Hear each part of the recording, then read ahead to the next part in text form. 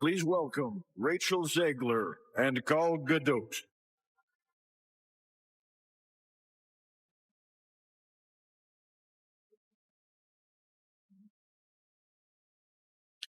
Visual effects push the boundaries of what we see on screen.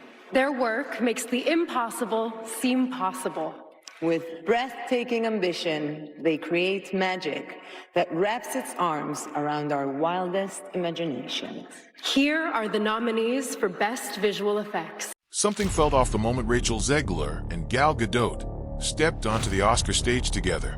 The cameras were rolling, the audience was watching, but there was no warmth, no smiles, no friendly nods, not even a polite glance. They stood side by side, yet it felt like they were on opposite sides of a battlefield. The tension was impossible to miss, and they weren't even trying to hide it. For months, rumors had been swirling about a feud between Zegler and Gadot, and now, under the bright lights of Hollywood's biggest night, they seemed to confirm it without saying a word. This wasn't just awkward, it was a public display that these two co-stars simply cannot stand each other. But why? What happened behind the scenes of Snow White to cause such a public breakdown? The answer likely lies in a production marred by controversy, negative press, and a casting decision that angered Disney fans from the start. The new show poster meme. I mean, nobody could quite understand why the beautiful Snow White was actually being played by Rachel Zegler to begin with, right? I mean, and Gal Gadot, like, mirror, mirror on the wall. I'm sorry, like, there's one that's winning that game, and I say this as a woman, okay? From the moment Rachel Zegler was announced as the new Snow White, the internet exploded. Fans were stunned. This was supposed to be the fairest of them all. The Disney princess whose beauty was so legendary it drove the evil queen to madness. But when people saw Zegler in the role, the reaction was instant. They weren't buying it. The contrast between Zegler and Gal Gadot, cast as the evil queen, was glaring. If anything, people joked the roles looked reversed. The memes were brutal, but it wasn't just Zegler's appearance that fueled the backlash. It was her attitude. From the very beginning, she spoke about the project with thinly veiled disdain, making it clear she had little respect for the original Snow White story. I mean, you know, the original cartoon came out in 1937, and very evidently so. There's a big focus on her love story with a guy who literally stalks her. Yeah. Weird. She mocked its themes, ridiculed its romance, and openly dismissed the animated classic that defined generations. It wasn't just that Rachel Zegler was playing Snow White. She was dismantling the very legacy of the character she was meant to embody.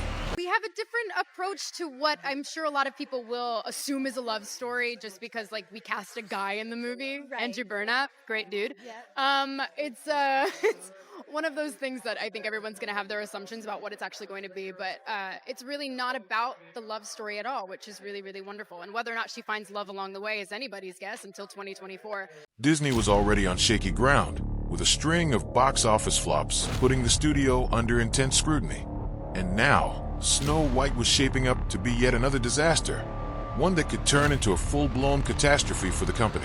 Between that and Israel, like, I'm just thinking that this movie's not going to do so well. I think a lot of people are going to say, you know what?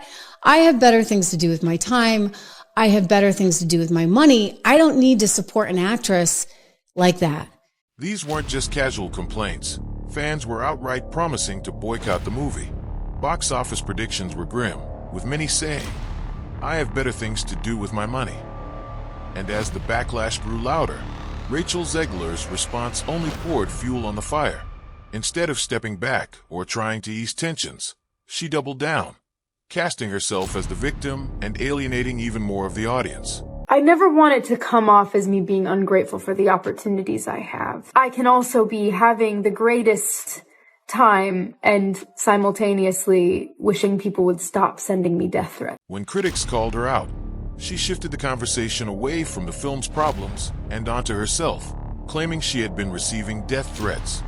While no one condones harassment, the timing of her statements struck many as calculated, an attempt to deflect criticism and win public sympathy. It was a classic distraction tactic, and audiences saw right through it. And just when it seemed like things couldn't get any more unprofessional, Zegler went and added even more fuel to the fire. You have someone like Gal Gadot, who's gorgeous physically and who seemingly has a great personality. I mean, she did do that cringe COVID ad. But seriously, though, when you see her in interviews and all of that, she's smiling, she's bubbly, she's just seems a lot more kind-hearted. So we have this circulating everywhere. Everybody's saying that again. So now I'm sharing this from Geeks and Gamers because I've been blocked by Rachel Zegler, so I can't see what she said. So she's catching heat online after her Instagram post where she goes, "I'm the fairest, by the way. Don't tell me that isn't about this. You can't tell me that. By the way, I'm the fairest." This reeks of narcissism so bad. She just can't handle the thought that some people that honestly, I would venture to say most people find Gal Gadot more beautiful than her. She posted a cryptic message on X, calling herself the dearest, a phrase that instantly set off alarm bells among fans. Was she throwing shade at Gal Gadot? Was this some kind of inside joke meant to mock the woman she'd reportedly been feuding with for months? Fans immediately took it as a passive-aggressive dig. And just like that, the feud wasn't just a rumor anymore. It was being broadcast for the entire world to see. It wasn't hard to figure out why tensions were boiling over. The two stars were complete opposites. Where Gadot was effortlessly charming, Zegler came off as brash. Where Gadot carried herself with elegance and grace, Zegler often seemed bitter. And while Gadot appeared to genuinely enjoy her role, Zegler acted like she was too good for it. The contrast between them was impossible to ignore. But with the movie's release just around the corner and the feud now public, one big question hung in the air.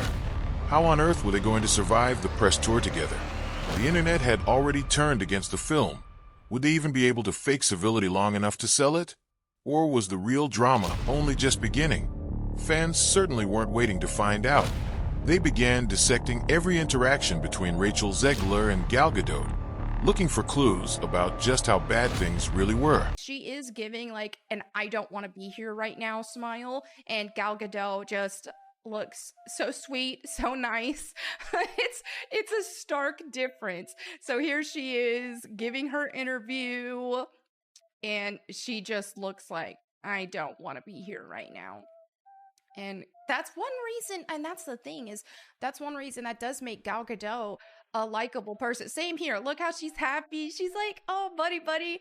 And Rachel Zegler just looks like, yeah, she does look like she can't stand her. Her expression says it all. "I do not want to be here."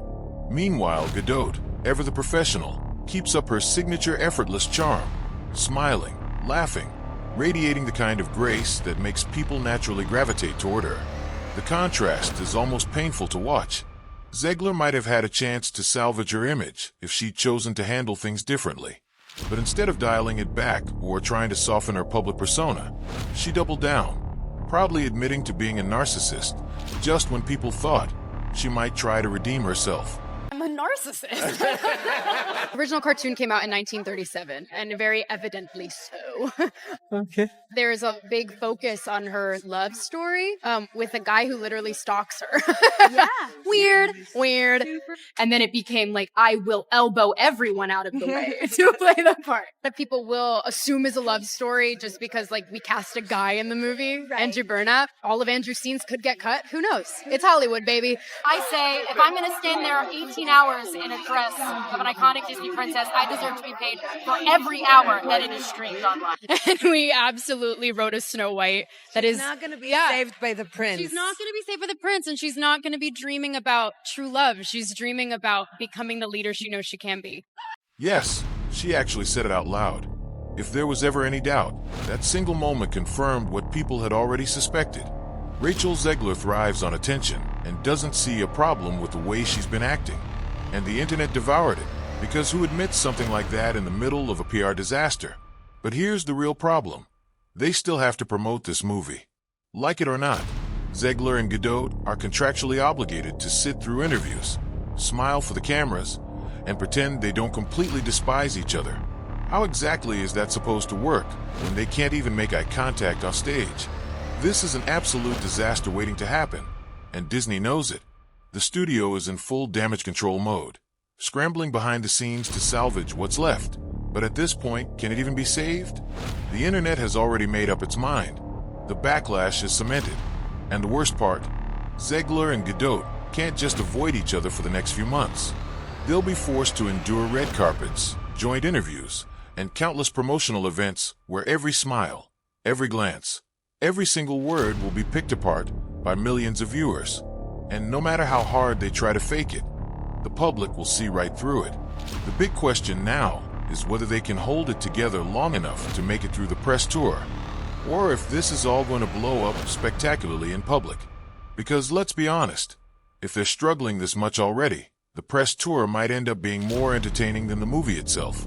Gadot, ever the seasoned pro, knows how to play the game, how to stay above the drama and charm a room even when the cameras stop rolling.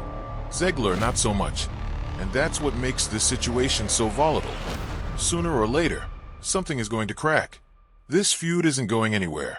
If anything, it's only getting uglier. And as the release date inches closer, one thing is clear.